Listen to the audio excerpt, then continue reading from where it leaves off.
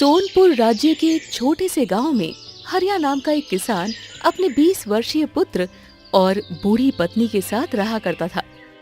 एक दिन हरिया का बेटा किशन थका हारा घर पर आया ही था कि तभी उसने देखा उसकी माँ विमला और उसका पिता हरिया उदास बैठा हुआ था। किशन अपने पिता की ओर देखकर बोला, हाँ, अरे क्या हुआ पिताजी, आप उदास क्यों बैठे हैं? और माँ, ये तुम्हारी आंखों में आंसू क्यों हैं? सब कुछ ठीक तो है ना? हाँ, कुछ नहीं किशन बेटा, बस हम पति पत्नी आपस में बातें कर रहे थे। बातें? तो आप दोनों ऐसी कौन सी बातें कर रहे थे कि आप दोनों के हंसमुख चेहरे पर उदासी के बादल छा गए हैं? बेटा, तुम तपती धूप में बेकार में कड़ी मेहनत करके अपने शरीर का पसीना बहा रहे हो। बेटा, तुम तो जानते हो ना कि पिछले 2 वर्षों से सारे राज्य में सूखा पड़ा हुआ है। जब मैं तुम्हें खेत में हल चलाते हुए देखता हूँ और बंजर जमीन पर मेहनत करते हुए देखता हूँ और उस मेहनत का कोई नतीजा नहीं देखता, तो मुझे अपने आप पर बड़ा अफसोस होता है ये सोचकर कि अगर मैं धनवान होता तो मैं तुम्हें एक अच्छा व्यापारी बना देता। अरे क्या पिताजी, आप और माँ इतनी सी बात पर उदास बैठे हैं। अच्छा, अब आप बताइए कि आपने बचपन में मुझे क्या सिखाया था? क्या बताया करते थे? यही ना कि किसान का बेटा किसान ही बनता है, उसकी रगों में खून की जगह मेहनत बहती है। और रहा सवाल सूखे का, अरे पिताजी, वो तो पूरे राज्य में पड़ रहा है, कोई अकेले मेरे खेत में थोड़ना पड़ रहा है। किशन, मैं तुम्हें यह कहना चाह रहा हूं कि बेटा, बंजर जमीन पर फसल नहीं उगती है। तुम्हारी मेहनत बेकार है, मत किया करो ना इतनी मेहनत। शायद आप सही कह रहे हैं, परंतु कोशिश करने में क्या जाता है पिताजी, बताइए। घर में अनाज समाप्त होने की कगार पर है। पिताजी, कभी सोचा है कि जब घर में अनाज समाप्त हो जाएगा तो आखिर हम क्या खाएंगे? अरे तुम उसकी चिंता मत करो, आज शाम को मैं और मुखिया जी इसी सिलसिले में बात करने वाले हैं। शाम को किशन का पिता हरिया गांव के मुखिया के पास चला गया। मुखिया हरिया की ओर देखकर बोला, हाँ आओ हरिया, आओ आओ आओ आओ, मुझे तुम्हारा ही इंतजार था। गांव की स्थिति बद से बदतर होती जा रही है। घरों में अनाज समाप्त होने लगा है और देखो, ये धरती बंजर हो चुकी है। मैं अपने पुत्र को यही बात समझा रहा था। तुम्हारा पुत्र बहुत मेहनती युवक है हरिया। जब बंजर जमीन पर उसे हल चलाते हुए देखता हूँ और फसल उगाने की कोशिश करते हुए देखता हूँ तो मन को बड़ी प्रसन्नता होती है। परंतु अफसोस भी होता है कि उसकी सारी कोशिशें बेकार हैं, क्योंकि बंजर जमीन पर फसल तो उगा नहीं करती ना। हाँ, मैं आपसे इसी सिलसिले में बात करने आया हूं मुखिया जी कि हमें कोई ना कोई तो हल निकालना ही होगा ना। हल निकाल लिया है हरिया। मैंने फैसला कर लिया है कि कल मैं और तुम सोनपुर राज्य में चलेंगे और महाराज विक्रम से मदद मांगेंगे। महाराज विक्रम बहुत ही दयालु राजा हैं। आपने तो मेरे मन की बात छीन ली मुखिया जी। मैं तो काफी दिनों से यही सोच रहा था। चलिए चलते हैं। अगले दिन हरिया और मुखिया सोनपुर राज्य के महल के अंदर चले गए, मगर राज दरबार में राजा विक्रम के स्थान पर उसका पुत्र राजकुमार बलदेव बैठा हुआ था। राजकुमार बलदेव मुखिया और हरिया की ओर देखकर बोला, तुम दोनों कौन हो और यहाँ पर क्यों आए हो? हमें महाराज से काम है।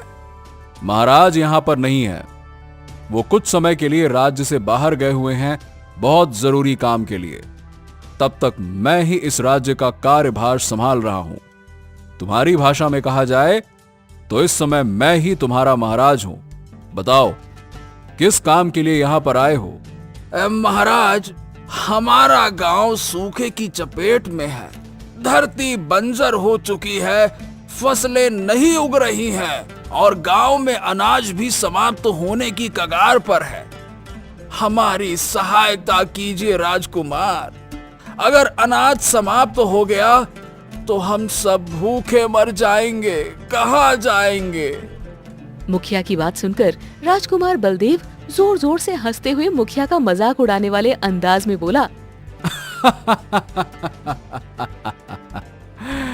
अरे मूर्ख, ये सूखा तो पूरे राज्य में फैला हुआ है, इसकी चपेट में तो पूरा राज्य है। अगर मैं पूरे राज्य की मदद करने पर उतर आऊंगा तो फिर महल में रहने वाले क्या कहेंगे? राजकुमार की बात सुनकर हरिया सवालिया नजरों से राजकुमार बलदेव की ओर देखकर बोला, महाराज, मैं आपकी बात का मतलब नहीं समझा। मतलब?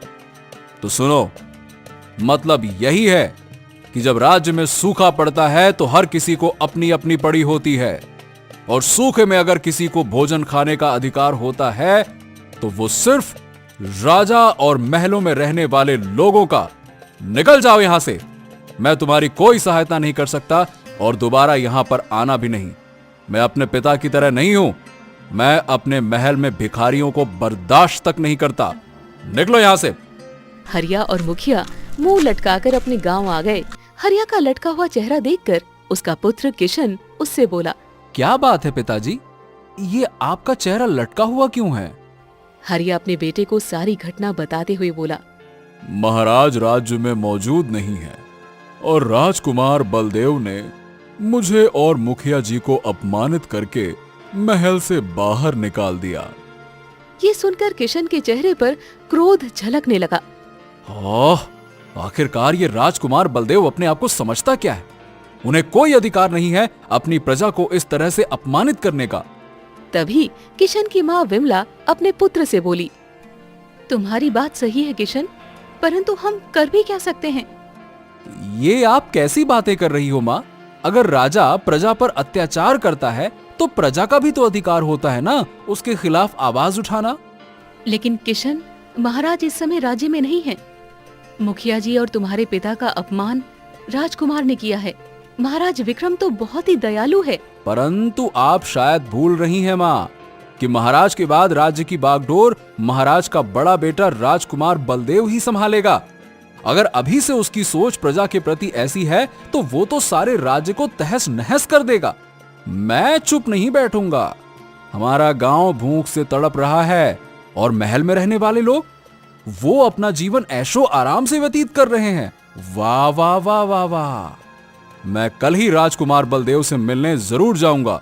इधर राजकुमार बलदेव महल की छत पर खड़ा हुआ ठंडी हवा का आनंद ले रहा था कि तभी उसका छोटा भाई राजकुमार अशोक वहां आकर बोला, बड़े भैया, ये मैं क्या सुन रहा हूँ? आज आपने 2 लोगों को अपमानित करके महल से बाहर निकाल दिया। हाँ, क्योंकि वो इस सूखे में मदद मांगने के लिए आए थे। भैया, वो हमारी प्रजा है और प्रजा बुरे समय में अपने राजा से ही तो मदद मांगने आती है, और एक राजा का कर्तव्य होता है कि वो अपनी प्रजा की सहायता करे, ना कि उसे ऐसे दुत्कारे। देखो अशोक, तुम मेरे छोटे भाई हो और तुम इस बात को अच्छी तरह से जानते हो कि पिताजी के बाद मैं ही इस राज्य की बागडोर संभालूंगा और महाराज बनूंगा, और हर राजा के अपने काम करने के अपने अपने तौर तरीके होते हैं।